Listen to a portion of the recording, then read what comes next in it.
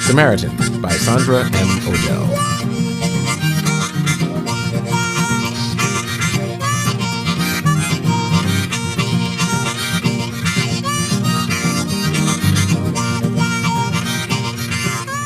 At the sound of hoofbeats, I came around the corner with my courage and my axe. The last white riders didn't like no free black man working his own land. An axe couldn't do much against a gun, but I'd cut down as many as I could before I'd let them set a hand on my skin. And God have mercy on their souls if they put an eye on my baby girl. A single rider came in fast, his horse foaming and streaked with sweat and West Texas dust. Not a thing came behind him. I put myself between him and the house, ready to call him out, when I caught sight of the horse's horns. 2 of them, long, sharp, jutting out front of its head and made pretty with silver rings and dangling from the tips. In all my years, I'd never seen a horse with horns. The rider pulled to rein. I thought about taking a step towards the animal, thought twice about not. "Howdy," I said when I could. The horse tossed its head. Them rings sounded like far-off church bells on a cool spring morning. The rider turned to me, head bowed beneath the wide brim of his dusty hat so as I couldn't see his face, but I could see his long, white hands that never worked a day. He wore a trench over dark breeches and a shirt stained fresh red across the belly. I looked from the stain to the horse to the wide-brimmed hat. That's when the rider fell out of the saddle and onto his face. I dropped the axe and run to him. The horse whinnied and scampered back when I called out, "Ruth, come quick!" My girl come running onto the porch. She stopped cold at the sight of the horse. "Da?" She sounded scared. Couldn't say that I blamed her. "Get the bucket and bring water from the creek." As I talked, my hands worked up the rider all on their own. His hat came off, showing hair bright as the sun and a wicked gash over his right eye. He smelled like fresh-cut hay and the hot copper of new blood. I looked up at the horse. Those horns. The rider was white, but he weren't from around here. Ruth stood stone still on the porch. "Get on now!" She done moved at that. I shouldered the rider up the front steps and into the house. I expected to work under him, but he weighed next to nothing for a fellow his size. The devil's voice weighed me down more, saying I should leave him in the dust. What did I owe some man who would sell me and my kin soon as look at us? For all my fear, I kept hold of the truth of the Good Samaritan and put the devil and his wicked tongue behind me. I stretched the fellow out on my rickety bed. His feet hung over the end. He groaned and opened eyes the swirling green of leaves in the stream, called out something I didn't understand in a voice like the preacher for his horse's church bells. "You're going to be just fine, mister," I said, working his arms out of his coat. I can't say as he heard a word I said, but he closed his eyes and went limp. A hand on his chest made sure he was still breathing. Ruth come back in with the water, and I had her put it on the fire to boil the way Delilah would have done before the Lord called her and baby Matthew home. Ruth twisted the bottom of her blue sack dress in her hands. "I can give the horse water too, can't I, Da? A little water won't give it no colic, right?" By then, I had the rider's shirt pulled up and his belt undone. "You're straight on smart, baby girl. A sip or two won't hurt none. Just set the bucket in front of it. Wake up the fire and set the dish rags in the water pot to boil before you go." A smart girl, my Ruth. Smart and pretty like her mama. I sure could have used Delilah's hands beside mine. She always had a way of nursing body and soul back to health, but she was in heaven not quite a year now, and I had to make do on my own. The gash on his forehead bled some, yet weren't so bad as the cut in his side, all jagged like someone took to sawing him in half and stopped after a stroke or two. A few bruises, some scratches, the backs of his hands ragged sliced. I plastered his head and hands with brown paper and a few drops of witch hazel, and cleaned up his belly with the dish rags after they boiled a time. Then I got my sewing kit and set to stitching his side with thread soaked in a little Sunday sipping whiskey. He grunted with a push of the needle, but didn't make no other complaint. I took my time, did my best, all I could do. There weren't much light except for what came through the door and the chinks in the mud daub between the logs. I studied his skin, pale as moonlight on milk, and his ears. I brushed that sunlight hair back over those strange double points on top and the fine gold hoops and chains on the bottoms. I took the water off the fire, set the soup pot back over the edge of the coals. Ruth kept her eyes to the stranger like she was curious but too afraid to get near. "He gonna die, Da?" "That's for the Lord to say. Get on out now."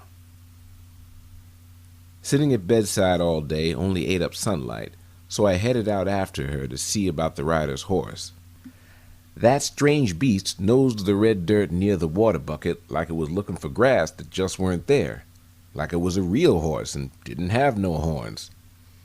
Ruth watched from the porch as I come down the steps slow and easy. The horse looked up with swirling eyes like the rider, bright silver instead of green. "What you gonna do?" she said, tugging on her dress. "Don't rightly know." "Hey there," I kept my voice low. I figured if horses liked such talk, chances was a horse with horns would too. "You're a big fella, ain't you?" The horse shook its head, pranced, twitched its tail. Was that some kind of horned horse talk? Did it understand me? The horse let me set a hand on its neck. It had a strong pulse under the chestnut hair, not so fast at all. It smelled musk like a horse, but of growing things too, like the rider. Close up, I eyed the sleek lump of the saddle, the two small saddlebags on the rump, and how the bridle weren't that much different than ones I'd seen before, though the beast's teeth were coyote sharp. The horse sighed, shifted a mite. "Good boy," I kept up softly. "Good boy. Come on now." A bucket of water hadn't done it no harm, so I told Ruth to sit tight and led the horse to the creek south of the house. Right away, it dipped its head and began to drink. When I tried to lead it away, the horse stayed solid put until it had its fill of the muddy water. Seemed the beast knew what it needed. With no rains for well on 3 months, it was a wonder the creek run at all. That set me to thinking about packing up, selling off the acreage to the railroad men. Rumor had it they was coming through and paid good money for land, even to a black man like me. I could take the money and move to San Francisco, get on with a good job, maybe find my baby girl a new mama.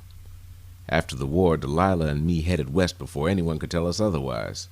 Our own land, freedom, a family. Now her memory and 2 graves were all that kept us here, and memories didn't feed hungry bellies come another winter. More of the devil's tricks. I tore up handfuls of dried grass and brushed the horse down.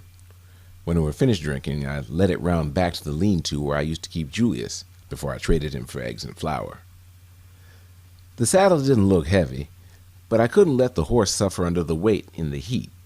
I had the kit and caboodle on the ground when I caught eye of a green glow coming from the nearest saddlebag.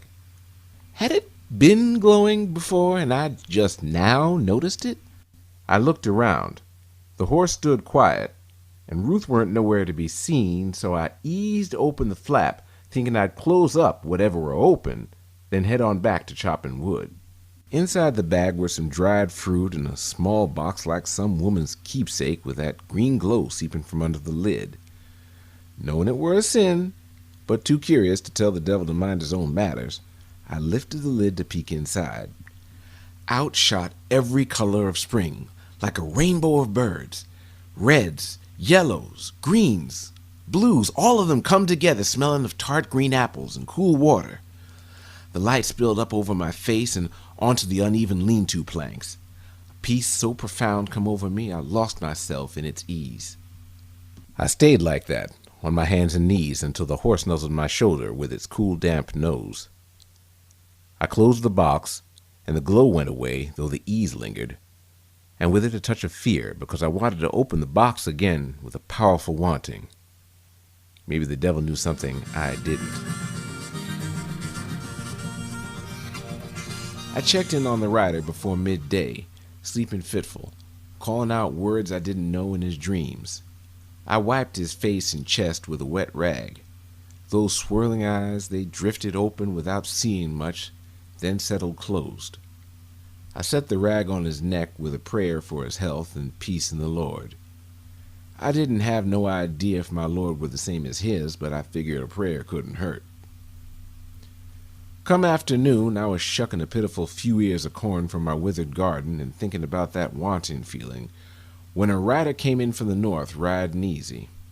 He looked a sight, a small, sun-dark man on a thick-bodied dun, a bedroll behind him, no gun that I could see. He looked rode lonesome, but I could tell from his squint his whiteness was still better than my blackness. He stopped a neighborly distance away. "Howdy, boy."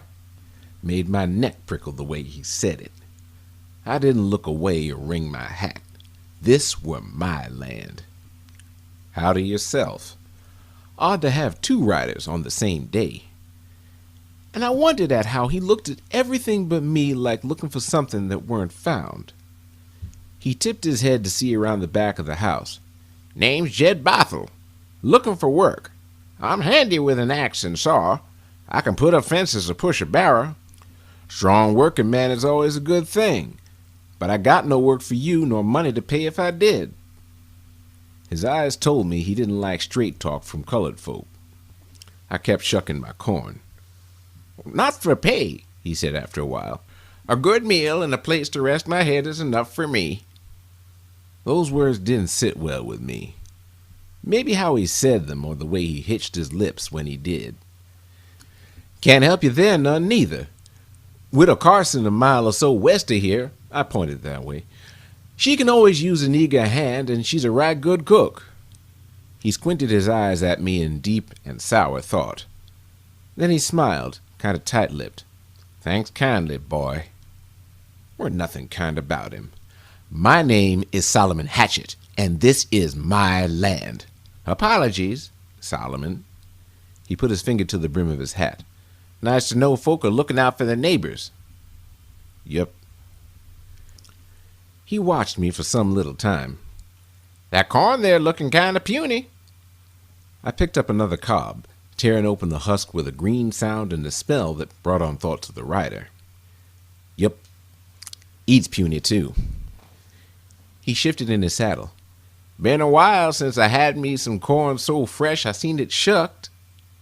Widow Carson put up some fine corn relish last summer. Ask her for some with her biscuits." "Oh." Jed looked again toward the back of his house. Two fingers of his right hand fiddled with a thing in his vest pocket. "It's sure on hot. You got a place I could set Martha out of the sun, Solomon? Maybe I could step inside the house for a sip of cool water?" I had a sudden longing for my shotgun, and not only 'cause I'd seen his kind before. "Didn't need the lean-to, so I cut it up for kindling, and there's cooler water in the crick if you can find it through the mud." I saw it again, that sour look. It cleared as quickly as it come. "No matter, I'll ask on with the widow."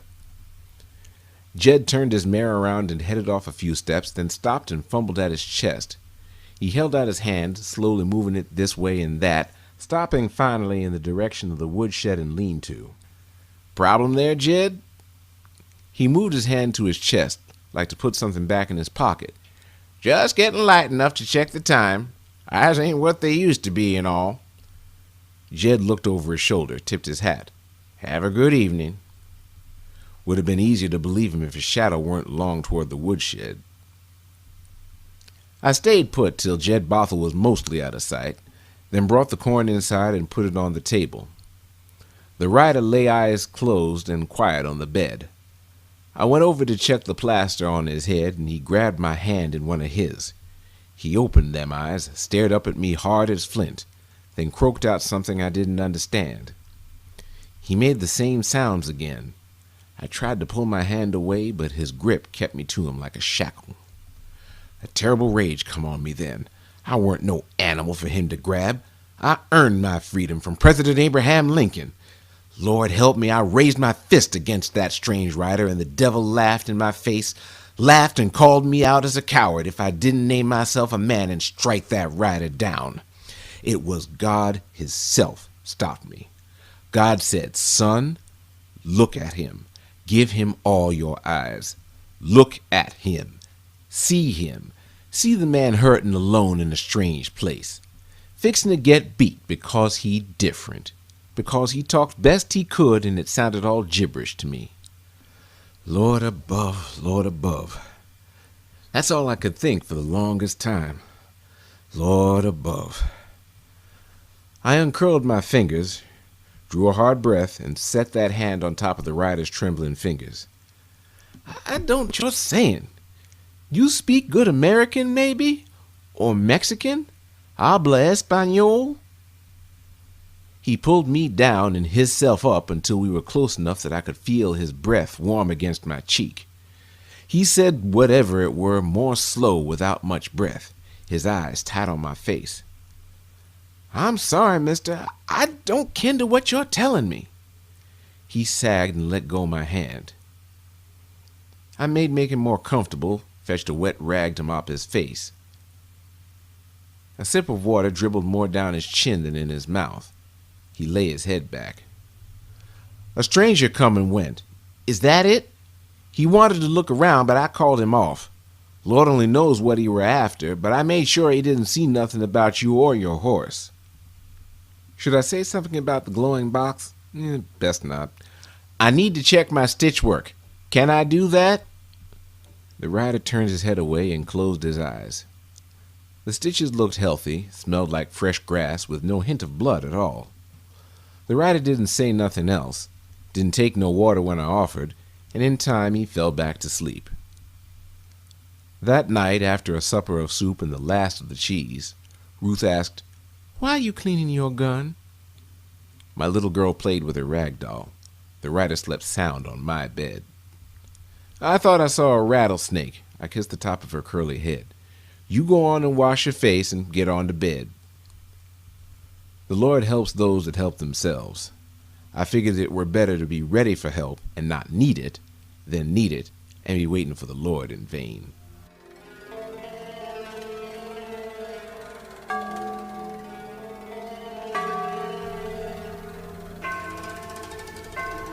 Dark shapes eyed me from the trees. Leeches with great heavy chains and swirling gray eyes dragged me under murky water, bit in on my last breath, watching, waiting. I gave a little scream and sat bolt upright from my pallet by the fire. Ruth stirred beside me, and I peeked under her blanket to make sure there weren't no leeches or chains. Nothing but her rag doll. I let out a shaking breath, covered her back up, and looked to the rider. In the faint red light of burned-down coals, I saw him at the end of the bed, head bent over cupped hands. Sounded to me like he whispered a prayer, but that might could have been the wind. Maybe he had the box. I eased forward, hoping to have another peek inside. You all right? I said real soft. He poured whatever were in his hands into a bag. The mess of things sounded heavy and a bit like metal.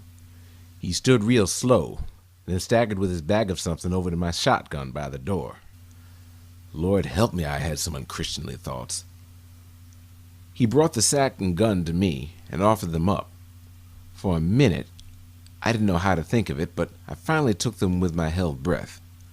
The sack was filled with shotgun shells. I breathed out. What am I going to do with these? He didn't bother talking this time, just pointed to the bag, the gun, then me. I looked at him standing there, a milk-pale magic man, eyes all aglow. These ain't for normal men, is they? You did something to them because there's something else coming. Lord above, what kind of man are you? The rider all but fell back on the bed. He drew a deep breath and let it free as a sigh, pulled his blanket around him, and turned on his side away from me. I fished a handful of shells out of the bag. They glowed like some faint star high in the sky, so soft the light barely brushed my palm. Most went into the pockets of my dungarees, but for two, I cracked the breech, slipped them in, and closed it up with a snap. I stirred the coals and went to fetch me my Sunday whiskey in need of a sip, for all it were Wednesday. The box didn't feel so needful anymore when all I could think on were leeches and chains and dark night fears.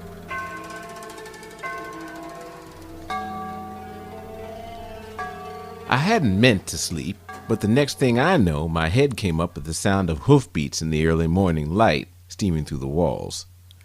Ruth raised her sleepy head. "Someone coming, Da?" Lots of someone by the sound of it. The rider weren't nowhere to be found. Righteous fear wiped away any sleep in me, fear for what might come for the rider and find me and my baby girl in this place. "Ain't nothing but a dream. Close your eyes and go back to sleep." Strange, drowsy-like, she laid her head down. I took up my gun and made for the door. Outside rode up 4 horses from the direction the rider come yesterday morning. 3 riders on chestnuts with long, slender horns, and Jed Bothell on his dun.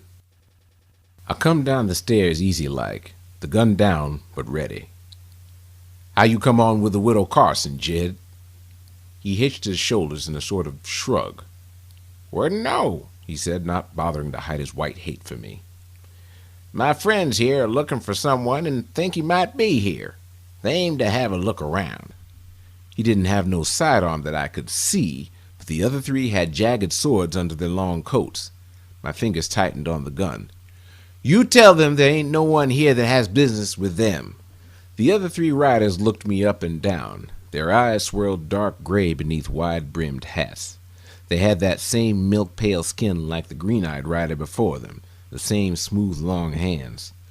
Could have been brothers for all I knew, but the wind made little dust devils behind them and brought me the smell of rotting leaves and dead things. One of them urged his horse forward a few steps and talked at me in those different words. I somehow expected he'd sound like a rattler's tail, but his words had preachful grace. He touched a hand to the grip of his sword. That weren't grace. They could have been a righteous gathering, those gray-eyed riders, but something of their smell and their eyes said they wasn't to be trusted. Jed Bothell, he didn't look shamed or scared or nothing, just sat there like a cat waiting for Lucifer himself to pour a bowl of cream. And they was looking for a man I'd doctored up in good faith. I pulled back the hammers. "I don't right know what he said and don't much care to, so it's best if you all turn around and—" From behind the house come a scream that curled my toes and brought my gun to bear. Faster than spit, the first rider come around the back corner, dug his heels into his horse's flanks, and jumped the beast right over the one closest to me. An unshod hoof caught the gray-eyed rider in the face, tumbling him into the Texas dirt. That quick, the first rider came down on the other side and wheeled around, hair wild and green eyes full of burn. One of the gray-eyed riders gestured. Black vines erupted from the ground and twined around the legs of the first rider's horse. The horse screamed, and the sound knocked the surprise right out of me. I opened up with both barrels at that same gray-eyed rider and caught him high in the chest. He flew back off his horse, and the vines turned to dust. The gray-eyed rider on the ground near me come up on his knees, sword in hand, and hissed words at me through his bloody mask. My heart clenched tight, and I screamed. I couldn't breathe, couldn't think, dropped the gun and to my knees as pain fired my whole body. I felt my heart take its last beat. Sweet Delilah said my name. The world turned black all around. Hoofbeats came at me hard. Jed Bothell yelled something. I heard another scream, mine, and my chest swelled with light. The Lord stood me right up and pushed me out of the way as the first rider, off his horse now, pulled one of them swords out of the chest of the gray-eyed rider on the ground. I took up the shotgun and slapped 2 shells home. Fast as that, I fired at the last gray-eyed rider, catching his horse in the neck with both rounds. The beast went up on its back legs and fell over. That rider twisted out of the saddle quicker than I've ever seen a man move until the first rider leapt even faster and drove him to the ground with the sword between them. Another reload. I pinned Jed Bothell in my sights. Don't move.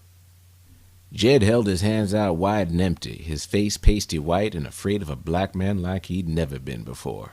I ain't raised a hand against you. Don't go doing nothing rash." Both hammers came back. The devil whispered temptation. Shoot him. Shoot him. But I kept God in my heart. That's right. So you get off on my land before I decide you need a good scratching. He wasted no time riding back the way he came. It was done. The first rider scrambled off the last gray-eyed rider, leaving the sword sticking out of the sumbitch's chest. Fresh blood slicked the first rider's shirt beneath his coat, and a scorch mark covered where a man would have a heart. He staggered to his horse, tore open his saddlebag, and pulled out the keepsake box. I thought to feel that strong need again, but it never came. I'm ashamed to say I felt a mite sad at that. The rider opened the lid a bare bit. A rainbow lit over his face, and he let out a sigh more like a sob. He closed the box and set it real gentle back in the saddlebag, whispering grace-filled words. That's when he turned to me and smiled, and we understood one another just fine. Ruth slept right through. I don't know why I woke up, maybe on account of being responsible for my land. The rider gathered up the horses on a lead behind his own. They didn't mind none, nor when he spoke words over the gray-eyed riders and they turned brown and crumbly at the touch of his hands. This he stared at for a time, writing green fire letters with a long finger through the piles. The fire faded, leaving dark mounds reminiscent of good earth. He swept the piles into his hat with the side of his hand, favoring his left side as he went. "Let me have a look at them stitches," I said. I wasn't sure what could be done about the burn. He ignored me until every bit of brown was scooped into the hat, then stood and gestured me follow him to the poultry garden beyond the house. I did, and stood by as he scattered fistfuls of remains over the rows. "We got to be eating that," I said. He smiled at me and threw out another bunch. That smile said whole books worth, but I had no idea what it meant beyond goodwill. The sun was full over the horizon in promising Texas heat by the time we walked back to the horses. He didn't speak against me when I gave him a hand into the saddle. I pointed to the saddlebag. "You take care of that, you hear?" He smiled again, pointed towards the garden, and I'd like to think said the same. I looked over my shoulder and shook my head to clear what I saw. Couldn't be. New green spread over the cornstalks, plumped the beans. I turned back around. The rider and horses were dust on the other side of the clear, running creek.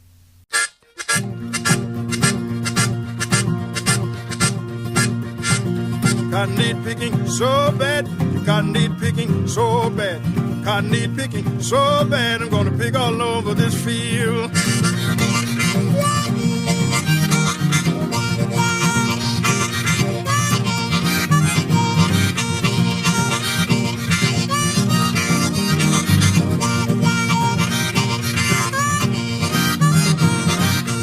I said the cotton picking so bad, cotton picking so bad, cotton picking.